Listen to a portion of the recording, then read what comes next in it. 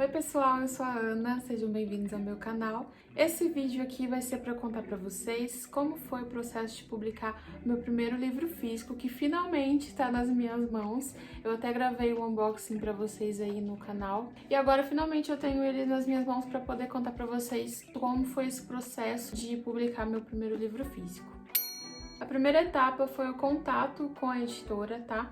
Então, como eu já contei pra vocês no primeiro vídeo aqui do canal, eu já escrevia, tá? Eu já tinha a minha história, assim, mais ou menos na metade. E eu postava ela na internet, num site chamado Wattpad. Eu já tinha uma história por lá, eu já tinha meus leitores, as visualizações por lá. Até que eu vi um post da Lu Editora, que na época estava sendo fundada ainda. Elas postaram falando que estavam analisando histórias para contratar novos autores para poder publicar com elas. Aí o que aconteceu? Eu mandei Antares para elas, no caso ainda estava em andamento, eu não tinha terminado a história ainda. Mandei para elas. E depois de uns dias elas entraram em contato comigo e me mandaram o modelo do contrato da editora. E falaram assim pra mim, olha, dá uma olhada nesse contrato e vê se você concorda com as nossas cláusulas e tudo mais, pra gente poder publicar com você. Aí eu fui dar uma olhada no contrato. Gente, eu sou super leiga com essas coisas, sabe? Pelo menos na época eu era, hoje em dia eu sei um pouquinho mais. Mas esse contrato eu li várias vezes e eu não tava entendendo nada, sabe? Daí o que aconteceu? Eu fiz várias perguntas pras meninas, várias mesmo. Mandei um tanto lá e falei assim, ó, tenho dúvida nisso aqui, nisso aqui, nisso aqui. E aí elas foram me explicar. Tanto é que hoje isso é piada entre elas, que elas falam que eu fui a autora que mais fiz pergunta, a mais chata de todas, né? Mas tudo bem. Eu só fiz isso, gente, porque assim, eu queria saber onde eu tava me metendo, sabe? A gente, quando assina um contrato, é uma coisa muito séria, então a gente tem que saber o que a gente tá fazendo, o que a gente tá comprometendo com aquela pessoa ou com aquela editora. Então, assim, pra você assinar um contrato,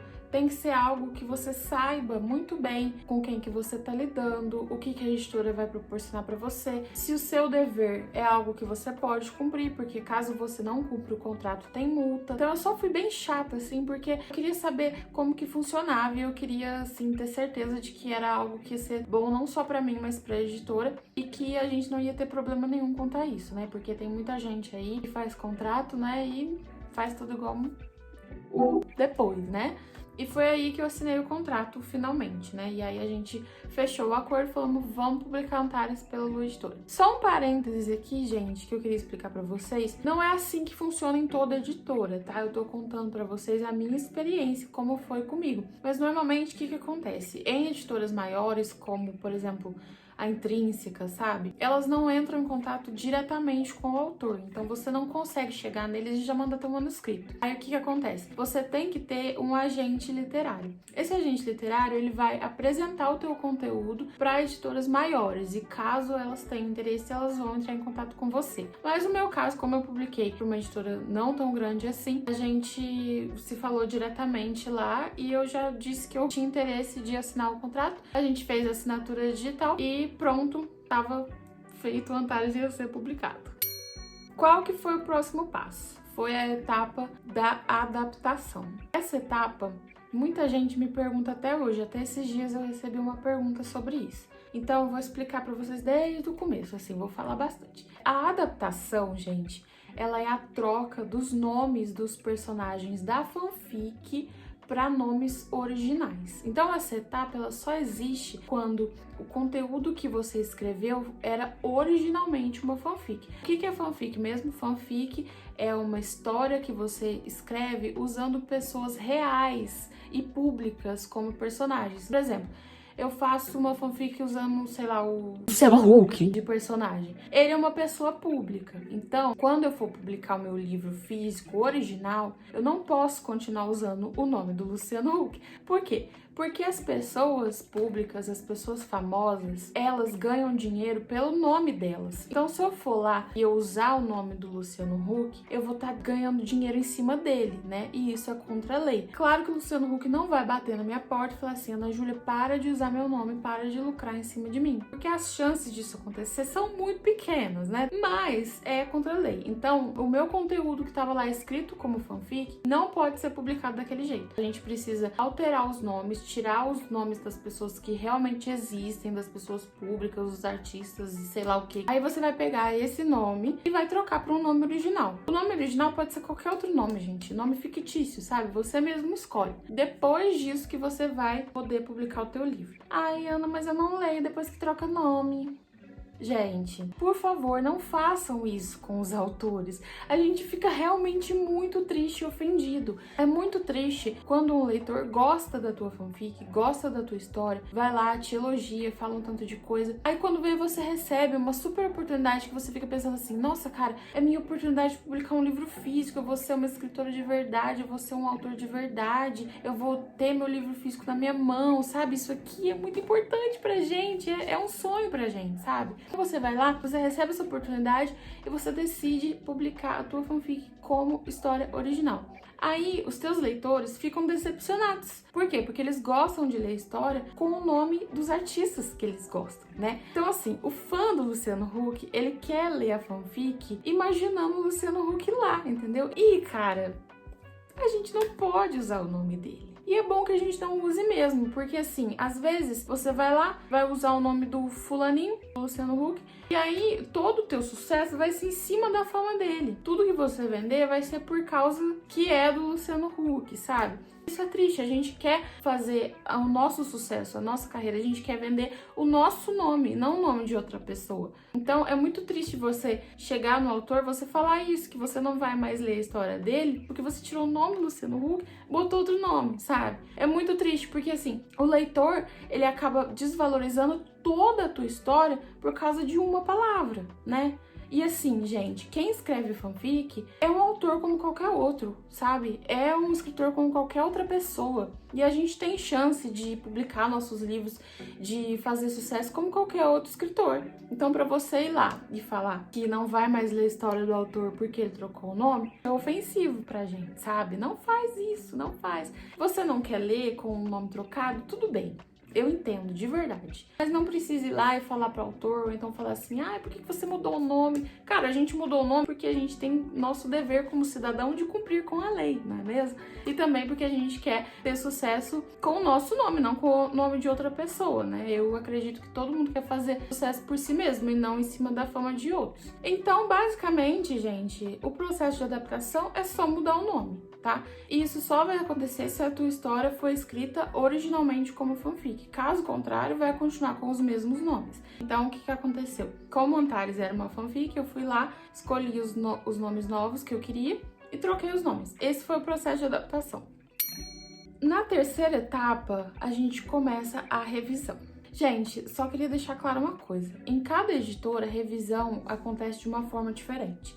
E eu não sei como acontece em outras editoras. Então eu vou contar pra vocês como aconteceu comigo na minha editora, tá? Começando que a primeira revisão foi feita por mim, autora, né? Então a gente começa com o autor olhando toda a história, desde o primeiro capítulo até o último, e vai lendo e vai vendo o que ele quer mudar no quesito erros ortográficos, sabe? A gente só vai corrigir o que tá errado. Por quê? Porque se você quer, sei lá, mudar uma cena inteira, você tem que conversar com as pessoas da editora, porque depois que você assume esse compromisso de publicar o teu livro, você não pode sair mudando tudo e fazendo do jeito que você quer. Aí você tem que ir lá e conversar, chegar num acordo, não pode sair mudando tudo e tal. Por quê? Porque isso influencia totalmente na história. Então, às vezes, você tira algo que era super importante, que a editora considerava super importante pra história, e aí você foi lá e tirou, sabe? Não pode. Claro que o autor tem também a autonomia dele de fazer o que ele acha melhor, né? Mas, assim, não pode sair fazendo. Tem que ir lá e conversar e chegar num acordo. Daí eu fiz a primeira revisão, corrigi uns errinhos lá e tudo mais, mas sempre que eu ia fazer uma mudança maior numa cena ou num diálogo assim, a gente tinha essa conversa, tá? Lembrando também que no meu caso sempre foi muito de boa, sabe? As meninas da editora sempre conversaram muito comigo e sempre foram muito abertas, a gente sempre conseguiu chegar num acordo, sabe? Não tinha aquela coisa assim de, eu quero desse jeito e pronto. Não é assim. Aí a gente ia lá, conversava e achava uma solução, né? Sempre cada um respeitando seus limites e as suas opiniões. Depois que eu fiz a primeira revisão, as meninas da editora que começaram a revisar. A revisão delas funciona da seguinte forma, como sugestão. Então elas não pegam teu arquivo e saem apagando tudo que elas querem. Elas sugerem, depois esse arquivo vai voltar para você, você vai ver as sugestões que elas fizeram e vai aprovar ou recusar. Uma vírgula que elas forem tirar, elas colocam como sugestão. Então você vai lá e aprova ou desaprova. Se você desaprovar, a gente conversa e decide se realmente aquilo precisa ser alterado ou não.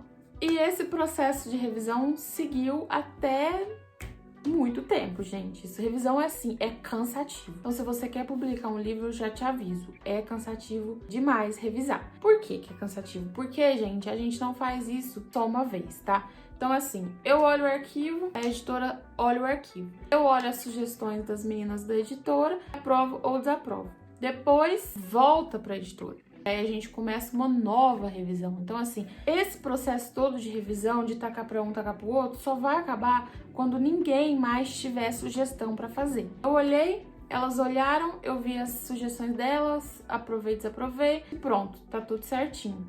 Show! Começa outra revisão. Aí vai outra vez, eu vou olhar pra ver se eu tenho mais alguma sugestão pra fazer, pra ver se eu quero alterar alguma coisa, porque assim, às vezes você lê de novo o arquivo e você fala, ah, essa cena aqui não tá boa. Aí você, como autor, quer ir lá e quer reescrever ela. Aí você conversa com o pessoal da editora e reescreve. Depois, essa cena tem que ser revisada como todo o restante do arquivo foi. Então fica nesse vai e volta até a cena tá perfeita, ok? Tem vezes também que a editora vai chegar em você e vai falar assim, olha, essa cena não tá muito boa. Então você, como autor, vai lá, vai editar a cena e aí depois a gente vai revisar a cena tudo de novo, igual fez com o restante do capítulo. Essas revisões, elas vão acontecendo de novo.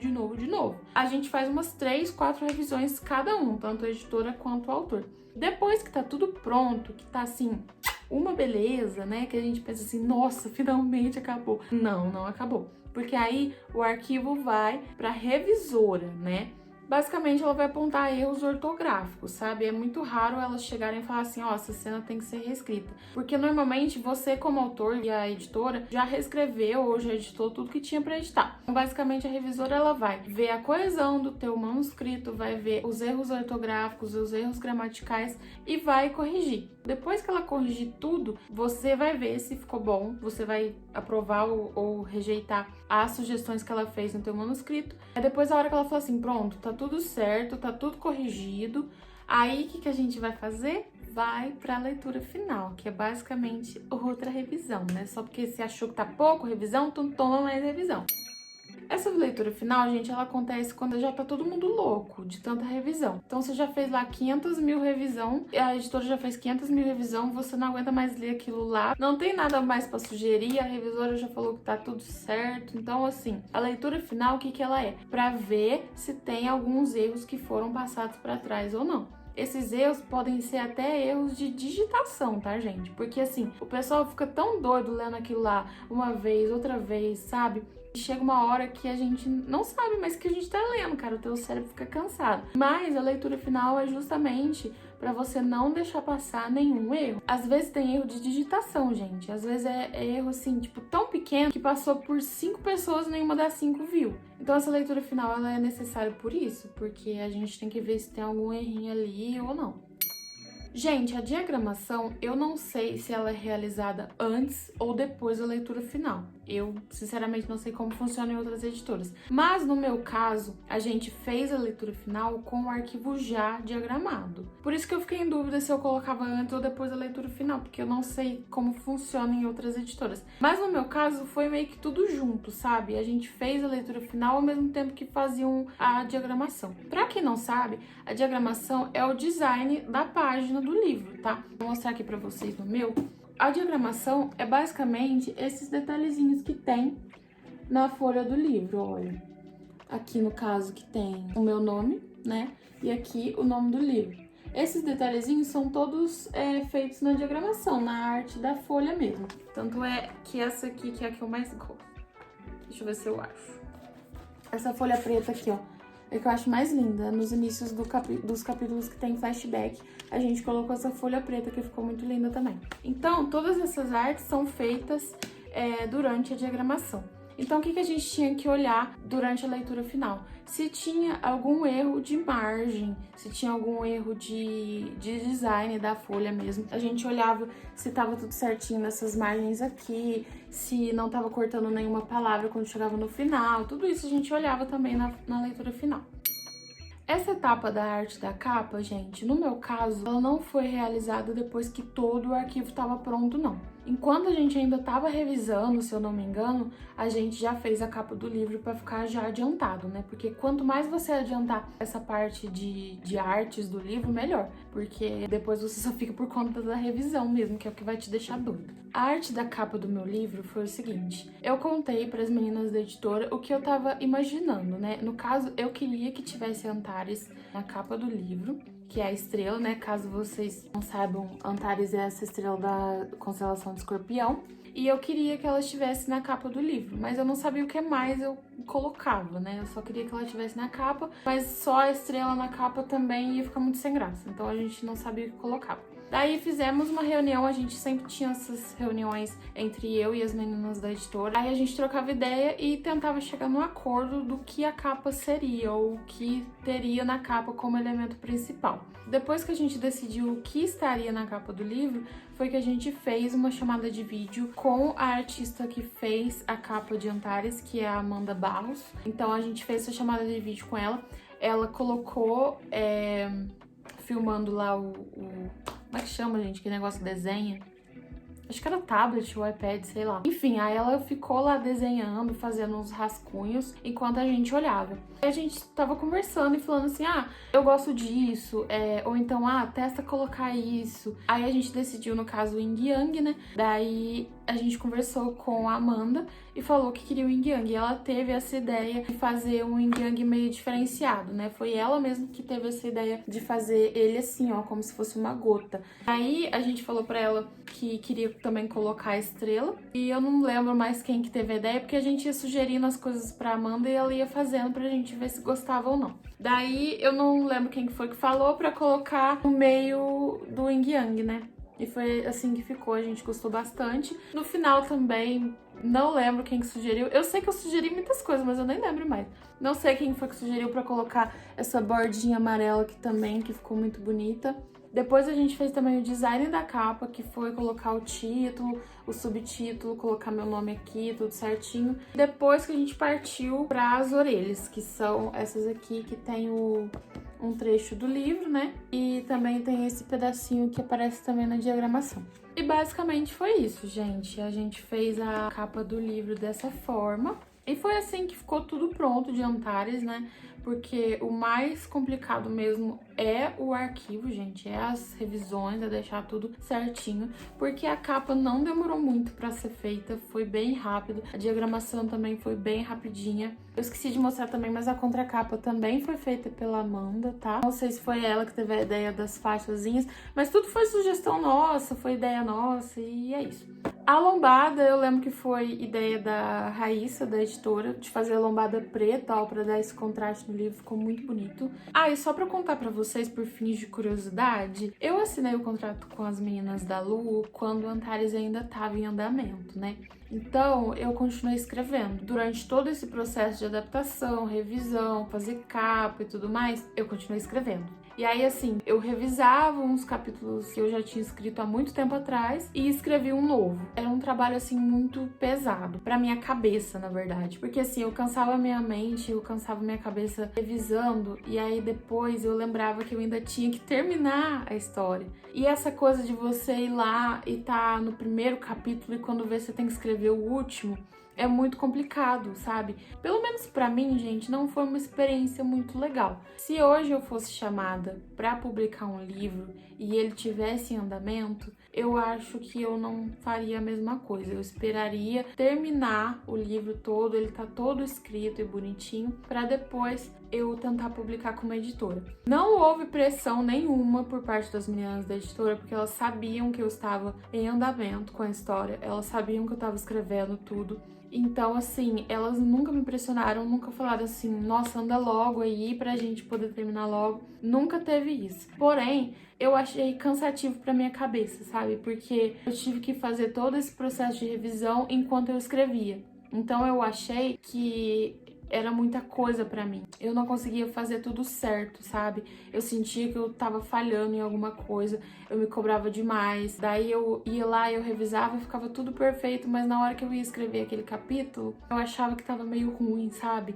Então, assim, não é algo que eu recomendo vocês fazerem e não é algo que eu faria de novo. Porém, eu tive a oportunidade de publicar o meu livro, né? Então, eu não me arrependo de ter aceitado essa oportunidade, eu faria outras 1000 vezes. Mas hoje em dia, se eu tivesse uma segunda oportunidade, eu acho que eu esperaria terminar para eu não ficar tão sobrecarregada, porque eu fiquei bem ansiosa, assim, eu ficava pensando que eu tinha que fazer tudo direito, mas a minha cabeça não dava conta, sabe? E escrever é uma coisa que exige muito do teu psicológico. Então, assim, se você não tá bem hoje, se você tá meio depressivo, sei lá, e você tem que escrever uma cena super feliz, aquilo lá exige muito de você. Você tem que fazer um esforço psicológico muito grande. E assim, se você não tá bem naquele dia e você tem que trabalhar, aquilo lá vira uma obrigação, é muito ruim. E eu acho que eu fiquei um pouco sobrecarregada, eu fiquei um pouco ansiosa, sabe?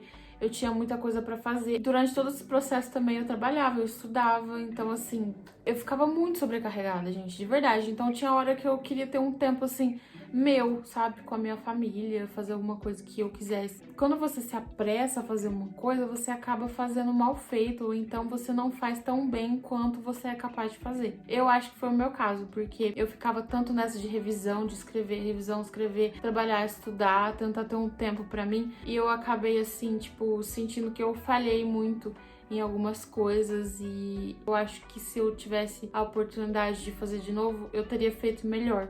No caso, se hoje isso acontecer comigo de novo, eu prefiro terminar a história para depois eu focar só na publicação do livro e não em escrever e revisar ao mesmo tempo. Então, basicamente é isso, pessoal. Espero que vocês tenham gostado do vídeo. Tentei contar um pouquinho da minha experiência com a editora que eu publiquei, que foi a Lu Editora, e também com o meu livro, né, Antares, que foi meu primeiro livro físico. Espero que não seja o último, né? Eu planejo publicar mais. E para quem quiser adquirir meu livro também, eu vou estar deixando para vocês aí o link para vocês adquirirem. E eu espero que vocês tenham gostado do vídeo. Logo mais eu volto com mais novidades e mais coisas para contar para vocês. E é isso, gente. Muito obrigada por terem assistido e até o próximo vídeo.